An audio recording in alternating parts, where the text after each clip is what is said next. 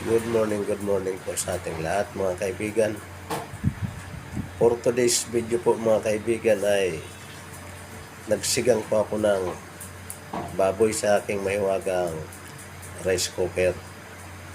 Sapagkat napangakuan ko naman po itong mga aso kahapon na ngayong araw ay baboy ang ipapaulam ko sa kanila. Kasi kahapon isda. Medyo konti lang yung kanilang mga kinain. Kaya sabi ko, ngayong araw nga, magluluto ko sila ng karne ng baboy.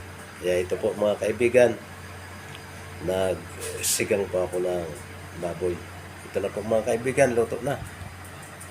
Dito lang po ako nagluluto sa ngayon sa aking mahiwagang rice cooker. At wala pa rin kaming matinong kuryente. Okay po mga kaibigan, thank you for watching. I love you all. Bye-bye.